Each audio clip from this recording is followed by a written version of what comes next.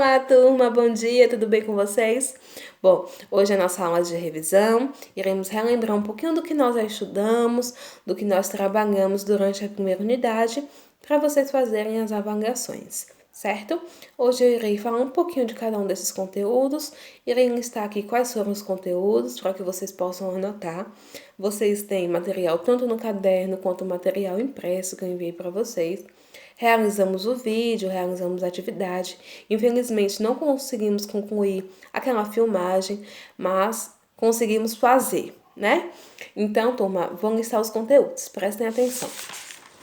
Primeiro conteúdo, manifestações culturais. Segundo conteúdo, influência negra no carnaval. Terceiro conteúdo, desvalorização da mulher africana e indígena. E o quarto conteúdo, que é o último, a diferença entre racismo e discriminação. Falando do primeiro conteúdo, que foi manifestações culturais, no nosso primeiro encontro esse ano, nós fizemos a dinâmica, falando das manifestações africanas que nós conhecemos, essas manifestações que são vistas com frequência no nosso país, na nossa região Nordeste. Quais são essas manifestações culturais? É a dança, nós vemos também na comida típica, que é o acarajé, a feijoada, nós vemos nos instrumentos musicais, como o tambor, também no Olodum, como nós fomos para Salvador, nós podemos ver bastante essa influência africana, né? Essa manifestação cultural no nosso dia a dia, no cotidiano, na nossa região, no nosso país. Então é uma influência bastante rica, uma influência diversa, e o nosso país ele é rico, ele é diverso. Então essa influência da África, dessas manifestações culturais, só veio para enriquecer mais. Então eu vou repetir: dança, a música, as comidas típicas como feijoada, o acarajé, as cocadas, também a capoeira como esporte, dentre outras. Aí nós falamos da influência negra do carnaval, que é a continuação daquele conteúdo que nós estávamos falando anteriormente. Qual a influência negra no carnaval? Falando do carnaval da região Nordeste, nós temos o samba, o axé, nós temos as vestimentas, o olodum.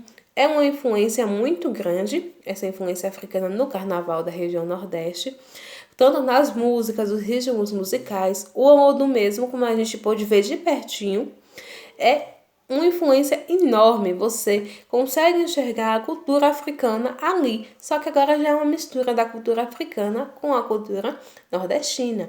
Então nós temos aí a mistura de culturas, né? Nós temos as manifestações culturais. Então, é isso, turma. Outra influência que nós falamos foi a influência em outras regiões, como no caso da região Sudeste. No Rio de Janeiro tem o carnaval, mas é diferente do nosso. O nosso são trios elétricos, o pessoal, aquela multidão correndo atrás do trio, as músicas, os blocos, né? Os blocos de axé, bloco de pagode, as comidas típicas. Não, lá é diferente. Lá possui o samba enredo, as escolas de samba. E qual é a influência africana nesse carnaval? A escola de samba, o samba. O samba foi trazido pelos africanos. Então, é das maiores influências é o samba. O samba, a vestimenta nas aulas da baiana, aquelas vestimentas, né? Se vocês olharem imagens anteriormente das mulheres africanas, como elas se vestiam para trabalhar, eram com aquelas saias bem rodadas, né, as roupas brancas, aquelas coisas na cabeça, e assim são essas mulheres nas alas da baiana, né, não só nas alas da baiana, como também em outras alas, nas escolas de samba do Rio de Janeiro, de São Paulo. Então, uma das maiores influências no carnaval é o samba, certo? Outro conteúdo que nós trabalhamos foi a desvalorização da mulher africana e da mulher indígena. Aí nós entramos num assunto um pouquinho ruim, um assunto um pouquinho pesado, que nós falamos das mutilações, nós falamos da violência, do abuso sexual, e foi aí que nós iniciamos a fazer a nossa filmagem. Infelizmente, faltou a edição, foi quando aconteceu o período pandemia, mas nós conseguimos fazer, né? A violência contra a mulher, o número de mortes que é gigantesco, as humilhações, as mutilações, o suicídio que ocorre em massa por conta delas não suportarem essa violência, então acabam cometendo suicídio para ver se dá fim a esse sofrimento, né? Quando a gente fala de violência contra a mulher africana, nós falamos de mutilações, nós falamos de perfurações, nós falamos de mulheres que são obrigadas a casar, mulheres que são vendidas, mulheres que não têm o direito à vida, elas são tratadas como mercadoria. Além de ser tratadas como mercadorias, elas não têm opção, né? E quando a gente fala assim, por que não buscam os direitos? Por que não buscam a justiça? Porque a justiça não dá voz, não dá valor. Aqui no Brasil nós temos algumas leis que defendem a mulher, como a Lei Maria da Penha e outras, mas lá faz parte da cultura deles que a mulher seja inferior ao homem. O homem pode ter várias mulheres, ele pode se casar com quantas ele quiser e manter dentro da mesma casa, contanto que ele possa manter essas mulheres. Já a mulher, se ela quiser pedir o divórcio por não suportar aquela situação, ela é excluída da família, ela não pode ver os filhos, dentre outras coisas. Então, a mulher ela é tratada como um nada. Então, por isso, nós estudamos a desvalorização da mulher africana. Fomos para a indígena. É diferente? Não. Não é nada diferente. A violência é grande, a desvalorização é grande, a humilhação é grande, os maus tratos também. E o abuso com a mulher indígena é gigantesco. E esses abusos ocorrem de pessoas que poderiam ajudar, de autoridades que deveriam ajudar, mas não ajudam. Abusam. E aí, se elas estão sendo abusadas pela autoridade, aonde é que elas vão recorrer? Se é quem deveria ajudar, que elas vão procurar ajuda, fazem o abuso, como é que elas vão recorrer?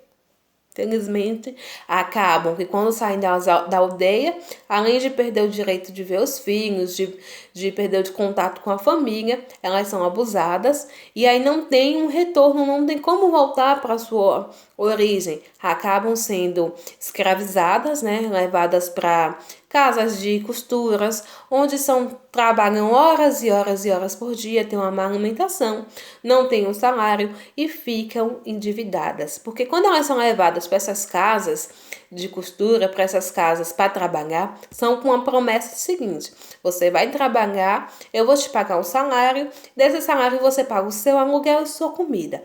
Só que o que acontece? Quando ela vai trabalhar, ela tem um mês para receber. Ela já entra devendo um aluguel. Ela não tem dinheiro e precisa comer. Então ela já entra devendo para os donos. E onde é que ela tem que comprar comida? Nos próprios donos. Eles já vendem a comida, já tem um lugar para ela dormir. Então ela já entra devendo, tem que trabalhar cada dia mais horas e horas e horas para conseguir pagar o que deve e nunca consegue pagar. Elas ficam escravas daquele serviço. E aí, elas acabam muitas vezes vivendo assim, até que a sorte venha, né? E, no caso, a polícia ou alguma denúncia fechem essas casas, ou infelizmente acabam vivendo assim, desvalorizadas, humilhadas. Infelizmente é isso. A violência é grande, o abuso também. Por último, nós falamos de discriminação e racismo. Falando de racismo, o que é racismo, né? Racismo, nós falamos de hierarquia de raça. É quando uma pessoa se acha superior somente pela cor da pele. Eu me acho diferente, eu me acho superior, melhor que alguém, porque eu sou de cor branca, de cor clara. Aí a pessoa que é de cor negra, para mim, não significa nada, eu sou melhor que ela. Isso é o racismo.